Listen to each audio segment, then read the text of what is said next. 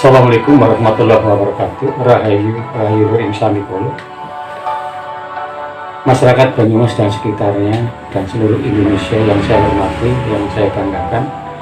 Pada kesempatan ini saya akan melanjutkan yaitu masalah sejarah Adipati Banyumas yang telah lalu.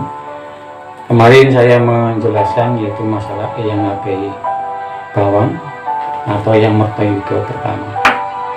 Beliau pada kekuasaannya yaitu Eyang Sultan Agung pada tahun 1645. Nah, setelah wafat Sultan Agung pada tahun 1645, Ngabei Bawang telah wafat atau meninggal dunia. Ngabei Bawang mempunyai yaitu 12 orang anak. Tapi yang diceritakan adalah Eyang yaitu Ki Bagus Kokum. Siapakah Ki Bagus Kokum itu? Ki Bagus Kokum adalah Eyang Mertoyuda kedua. Nah, Eyang Mertoyuda kedua atau Ki Bagus Kokum adalah putra daripada Ngabei Bawang. Beliau adalah pengganti Ngabei Bawang. Pada waktu itu Eyang Mertoyuda pertama atau Ki Bagus Kokum itu pada pemerintahan peralihan antara yaitu peralihan daripada Sultan Agung ke Amangkurat pertama. Nah, dengan berkat ketekunan Ngabei Bawang ini atau Mertoyuda pertama, akhirnya beralih ke Mertoyuda kedua atau Ki Bagus Kokum ini. Makanya kekuasaan daripada Eyang Ki Bagus Kokum atau Mertoyuda pertama ini atau yang Yuda Negara pertama ini itu diperluas, sangat luas. Makanya dia mendapatkan julukan yang Yuda Negara pertama.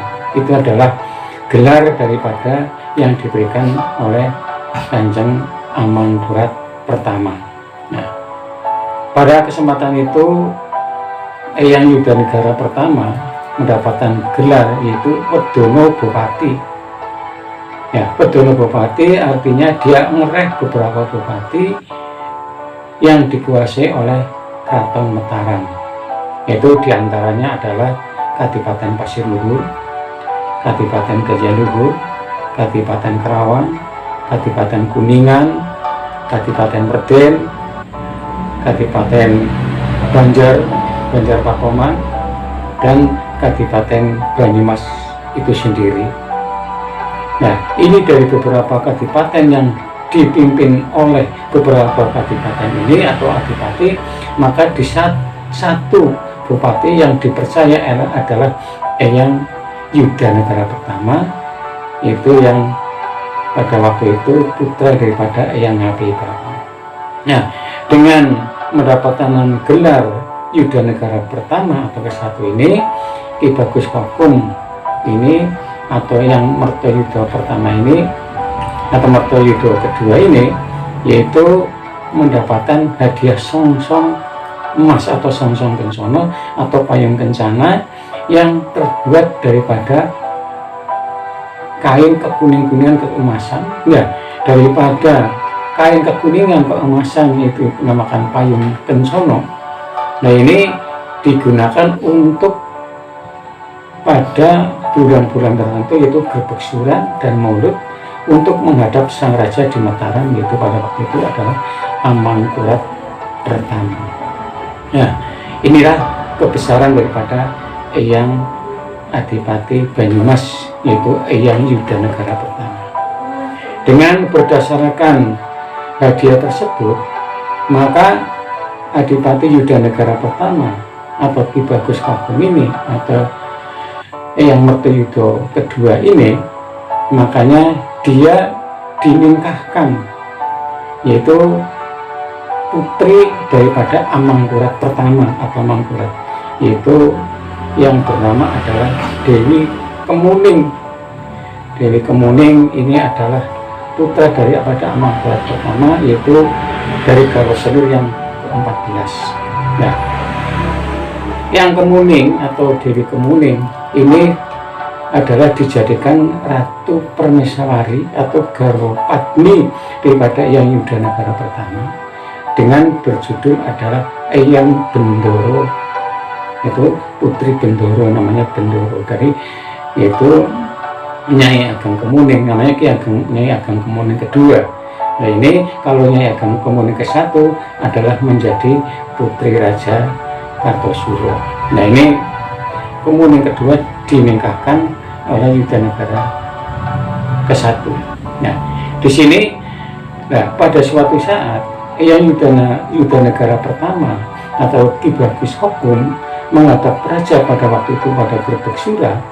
Nah ini daripada Bendoro, Nyai Bendoro atau di Kenting Kuning kedua ini atau Kemuning kedua ini mengadu kepada Amangkurat ketiga. Dan Amangkurat ketiga ini adalah putra daripada Amangkurat kedua.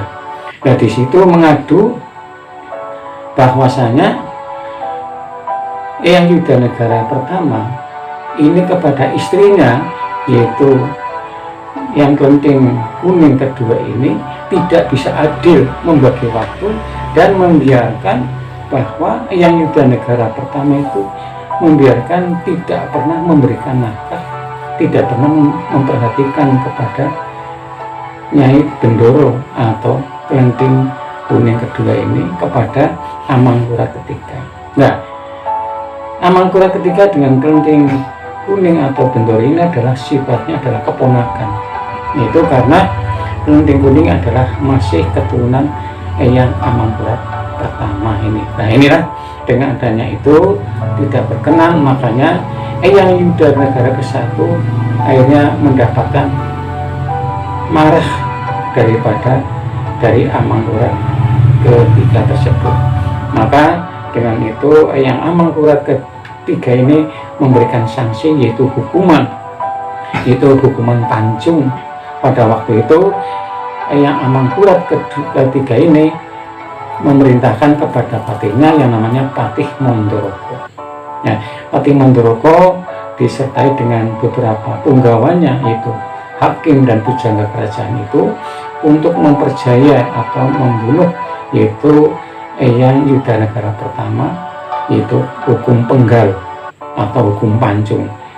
Tapi dengan beberapa pertimbangan, yaitu hukum pancung itu tidak diumumkan ke umum, maka dibawa ke masjid, dibunuh di masjid, dipercaya di masjid, maka dinamakan Eyang Seto Masjid atau Sunan Seto Masjid.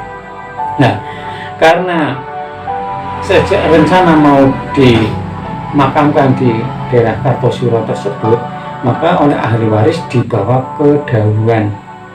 Itu akhirnya Eyang Yudanegara pertama dibawa ke Dauhan, yaitu di Banyumas tersebut, maka dimakamkan di makam Dauhan.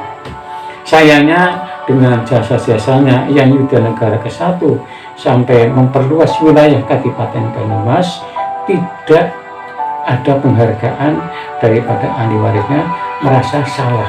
Sebenarnya Eyang Yudanegara I itu adalah difitnah oleh garwanya atau istrinya, yaitu Dewi Kemuning kedua atau Nyai Dewi Bendoro tersebut.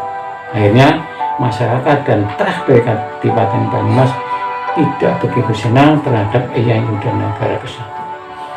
Sampai sekarang makamnya terbengkelai. Nah, tadi siang saya itu berziarah ke sana, maka makamnya cukup rusak, kurang terawat. Adapun kijing dan paisannya pada rusak, yaitu pecah dan jatuh, tidak terawat lagi. Maka dengan itu, bagi masyarakat Banyumas dan pemerhati leluhur Banyumas, marilah kita bersama-sama ikut berpartisipasi bagaimana caranya kita menghormati leluhur, terutama Eyang Adipati Yudanegara ke-1 atau Ki Bagus Kokung atau Eyang, yaitu Eyang Yudanegara pertama tersebut.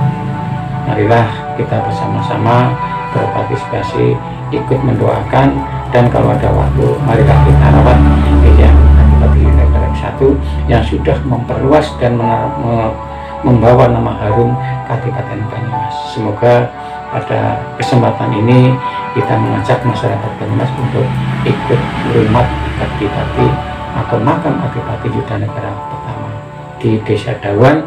Letaknya adalah di sebelah timur, yaitu makam Eyang Adipati Bawang, atau itu sekitar 25 meter dari makam Eyang Adipati Bawang atau Adipati Kalikedok. Sekian, wabillahi taufiq wal hidayah. Assalamualaikum warahmatullahi wabarakatuh.